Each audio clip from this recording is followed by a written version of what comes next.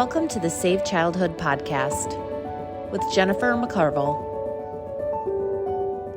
Because childhood has changed, but children have not. Welcome back to the Save Childhood podcast. I'm Jennifer McCarville. And I'm Nicole Dugan. Hey, before we get started today, this happened to me today, and I think it's so perfect for what we're going to talk about. It's a beautiful day here in South Texas. I love this season where the lows are like in the 40s in the morning, and then the sunshine comes out, and it'll be in the 70s. That's perfect in the afternoon. Today it was getting up to about 80, but I was walking through the campus, and the children are so engaged in what they're doing, and the teachers, of course, are just there giving them space, but also ready if they need them. And I call those perfect, marvelously made days. It's not that everybody's happy necessarily, although, most of the time they have important work to do. They're engaged. There were some children who were creating an obstacle course over in the cottage where our kindergarten children are, and they were just working together and collaborating so beautifully, and I was just watching from afar. They didn't know I was watching, of course. They're doing important work, and no conflict, nothing that they couldn't work out on their own, and some climbing in the trees. And I thought, man, in other places someone would have that child get down out of that tree. But I know that child, and he's got it. He knows his body, and and then over at the preschool, which is the farmhouse, so much playing in the sand and building with the blocks in the building room, and, just children engaged. In the primary, they always have so many wonderful things to do outside. And I just thought, it's a perfect, marvelously made day. It really isn't what they're doing. It's how it feels. How it feels when you observe it, how it feels to be in it. Mm-hmm. Yeah. The energy of it, I guess, Yeah. It's the way it feels, and environments definitely impact that. But overall, I think, what we're going to talk about today is how should childhood feel? Yeah, and one of the reasons this movement started is because currently too many childhoods are feeling rushed, overscheduled, overstimulated, academic pressure, too much pressure, too many screens, less time outside, fewer chances for play, which is true play that true learning and true play is not led by adults. No, it is so not. Children having time to lead their own play, which this place is full of today, Yeah. and every day is. But yes, the play is really owned by the child and controlled by the child, and that is such rich learning. Mm-hmm. I think the problem is the learning that happens in play is so rich and so deep that people are clamoring to explain it, and sometimes we just have to know we can trust it. Mm-hmm. And so trust the process, right? One of our tenets, and understand play. I mean, it's a very rich, in-depth experience for children when it's genuine, right? And it's driven by them, and they can participate however they want, whenever they want. Yeah, and so we know what's happening in most childhoods right now isn't right. So let's talk about how to make it right, or what it should look like and feel like. Yeah, that's our whole goal, right? Yes. How can we help bring attention to, and in our practices, align what we know children need with what we're actually giving them? So today let's talk a little bit about how childhood should feel, because it's a feeling also that goes with it. So start us off. What is one thing what's the first thing? Well, I think the first thing is, like I said, it's not perfect and it's not posed. It's just real and genuine. I always say kids really know when we're trying to pull one over on them. They know that. But I think there are some components of the child's environment and childhood that matter for a healthy childhood. Okay. And I think, of course, one of the things we always consider first is safety. Mm-hmm. Because when we know that children are safe physically, then they can do what they need to do. But we want to make sure they feel safe themselves. And that's like emotionally, that they're not feeling hurried. They're not being pushed. That's emotional safety. And so physical safety and emotional safety, so important. So that's really hard. I know if you have a child who is a lollygagger, like we call them at my house, it's hard because they don't have our time constraints.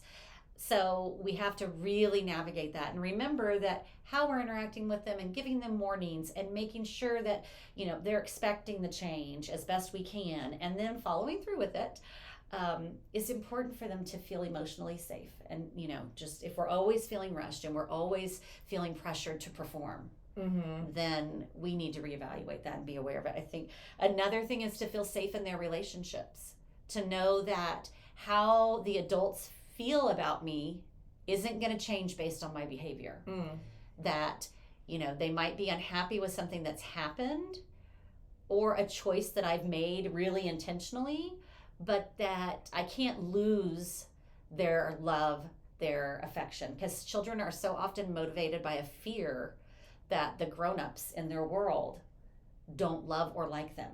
And so they will find a way to compensate for that. They'll manipulate things. They'll, they just know how to do that inherently because we need to feel safe in relationships and we need them to be predictable and calm. So I think that's, that there's always going to be a gentle guidance and never shaming them.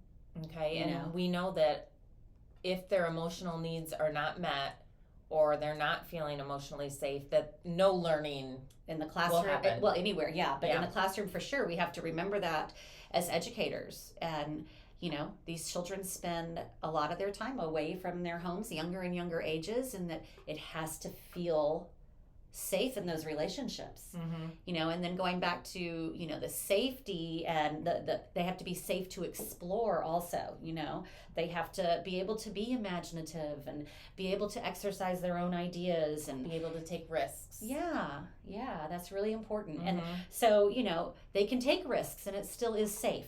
Right. Because we make sure their environments are not dangerous. But climbing the tree, that little guy was taking a risk. He was right on the top of the fence, and I thought, if we were somewhere else, someone would be really upset about that. And I'm glad we're right here, right now for him. Yeah.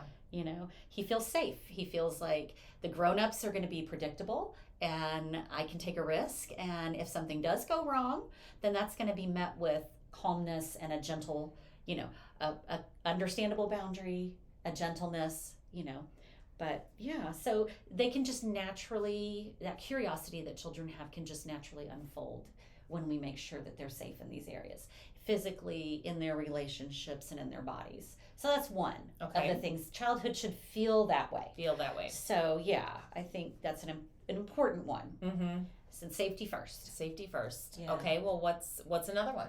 Another one is they need to feel like they belong. We all need to feel like we belong, and that needs to be a very genuine thing. They need to know that they have an important role in the classroom, in the family, that that's where they're supposed to be, that they're wanted there, that this is their place, because it is, right? And so we need to make sure that no message that we give them is about their performance. You're here and you belong all the time, all the days. Right. Yeah. And so, and we can just build that in the classroom, you build that in everyday ways, in the jokes that you tell and the things that connect you and the stories that you share, because then they become part of your circle, part of your relationship with that child. And then there's that connectedness, which is so about belonging, right? So our modern culture, unfortunately, what we see a lot of times is that sense of belonging and investing in relationships that way has been replaced with busyness. I think we don't have time for belonging because we're so busy. Move here, go here, don't connect. And so that's, savoring those moments and being sure that we value that. If we do value belonging and a sense of belonging and the feeling and knowing that you do belong in your family, you do belong in your class, what are we doing to make sure? If we say this is what we know and this is what we value, what are the practices that are aligning with that in our lives and our classrooms that make that possible? Yeah, something that comes to mind for me when you say that is when a long time ago, when we extended the day by 15 minutes because we knew from the research that children needed time to get their first hour needs met, So in the we, morning. in the morning, and come in and get settled and connect and chat just like we all do when we get to a place. And so we did that. We extended the day so that there was time for that authentic connection and relationship building amongst each other. And that sense of belonging doesn't necessarily come from someone saying, you know, I love that you're in our family. I love that you're mine, which we say that all the time. And I've always said that to my children. And now my son, who's an adult, he'll say to me, I'm glad you're my mom. I love that you're mine. And that's the payoff, you know, like that's the connectedness, and it's the long game. But anyway, it's also just being still together, just being together.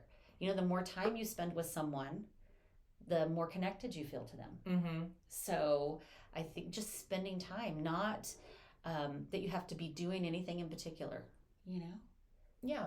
You're helping unload the dishwasher. This is our family, you know. I think a lot of that comes with, you're part of the family, you have to do the chores, you know? But the part of the family that says we belong together and we just enjoy being together, right?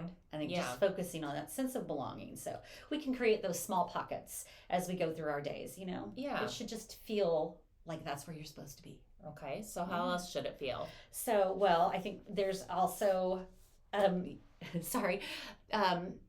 the next thing is that you should have joy. It should feel like joy.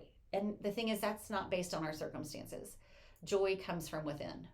Okay. Right? So how in the world do we do that? Well, I think it's a feeling. It's these other things play into it so we can feel true joy. Again, not about perfection, not about performance, but having emotional resilience is an indicator of having more joy. That's what research has shown, you know, but having laughter and silliness and just, you know, taking time to have fun together and just be in awe of the children and the world. You know, there's so much joy that we can just pay attention to, that we can focus on throughout our days. Yeah. And that is, you know, like I said, not based on our circumstances. It comes from within. Yeah. And on ordinary days too, not just the big days that are so exciting, but joy in the ordinary. Absolutely. Mm-hmm. Yeah. Those big days can be a little bit overwhelming, but there's nothing wrong with that. You know, we balance that with all of the other time that we're spending on these qualities, right? That excitement's fun too. And then you get to have that together. Yeah. I think another thing that children need, that childhood should feel like freedom. Okay. What do you mean? Well, I think that when we create spaces in our classrooms, in our outdoor spaces, in our homes, where adults aren't having to hover over children and control their every move and tell them what to do and what to touch and how to do things, that's not freedom. I think they need the freedom to explore, right? They need to be able to emotionally, they need the freedom to mess up. You know, and make mistakes, which aren't necessarily mess ups, you know, like, and know that, again, the adults are going to be consistent. Things happen, no big deal, you know. That's emotional freedom to explore, to make mistakes, for things to go wrong. And then also the physical freedom to explore their environment and know, you know, and without adults constantly controlling what they do. Yeah. And these are the skills that when we kind of pour these into our children and we value them, that are going to sustain them for a lifetime. Right. You know, these are the things, knowing I've had all this freedom so I can explore and figure things out and do things on my own, and I'm independent and I'm resilient because I got to try it again and again and again because nobody was telling me I had to do it this way or I had to do that. I mean, that's how innovation happens. You know, that's just a true happiness. I think the last thing is we need a sense of wonder in the environment. You know? What do you mean? Well, I think just really thinking about things and helping children to see the wonder in things, and literally wondering, I wonder why the worm does that. I wonder why that happens. I wonder what's happening over there, you know, and just taking things in and really thinking about them.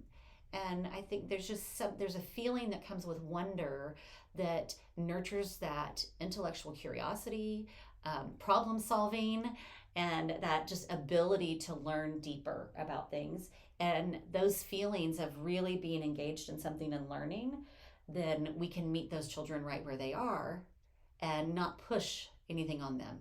And, that's something that our teachers are extremely good at, is not giving children answers and really encouraging them to think just by saying that phrase when they ask us things like, I wonder why, rather than giving them the answer. Mm-hmm. And, when I'm doing other trainings and visiting with parents and workshops, that's something I have to remind. Yeah, we have the answers. We're quite a bit older than they are.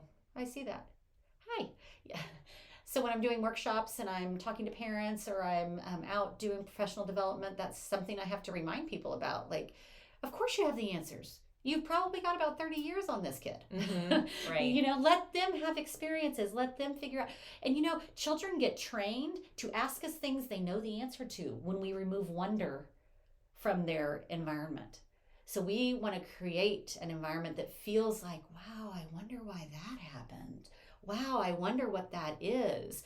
Ooh, I'm going to get in there and figure it out, because the people around me aren't giving me the answers. They're actually encouraging my brain to go. Yeah. And young children, all children really, but especially these young children, they need to get in it with their whole bodies, with their hands, have their own experience. Yeah. You always use the phrase, which is a good reminder, don't swamp the boat of wonder. Oh, I love that. I don't remember who said that, but there's a quote that I've definitely, just trimmed down a little bit. But yeah, too much information. We don't want to swamp the boat of wonder. Wonder is so very important. And so those things together create a feeling that is the kind of childhood that children need, and that we work so hard at Marvelously Made to give them. We want that laughter wafting through, and the bubbles. There's just something pure joy about bubbles, right? That laughter wafting through with the bubbles, and smelling the paint and the hay from the animals, and, just the hum of children building something together and talking things through, the voices that we use with them. Just, the whole feel. It is a feeling.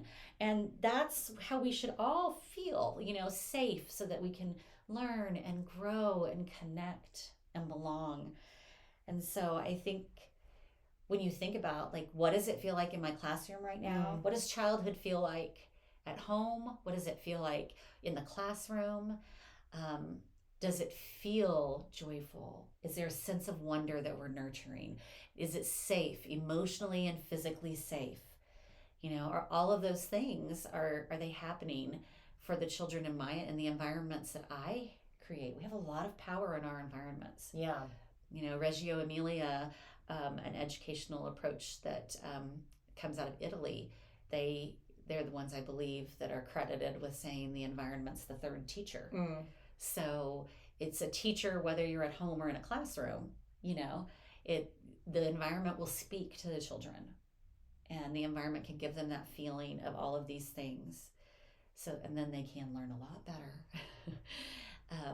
And they also can develop the right emotional intelligence that they need, because they don't have to worry that the adults are unpredictable. Or so it's, if we have these things happening in our environments, we have to be really aware, shift a little bit if it's not happening as much as we want, and do what we can, which is a whole lot when it comes to this. We have a lot of control over what the environment feels like, what childhood feels like for the children in our lives, right? Right. Yeah. And so we want to be sure to be aware of it so we can protect it. Right.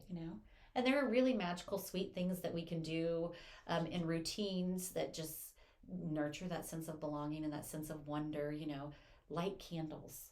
I don't think, light candles when you have breakfast with your children, sing songs together, some things we already touched on. So, just playing outside when it rains and savoring all of those things with the children, not letting the busyness overtake, because the belonging really matters, and it's a feeling that will sustain them, Yeah, I think that's beautiful. So that's what I think childhood should feel like. And in a place that's healthy for children, that's how it does feel. Yeah. So, all right. Well, let's keep the conversation going. Join us on Instagram, Facebook, TikTok, YouTube.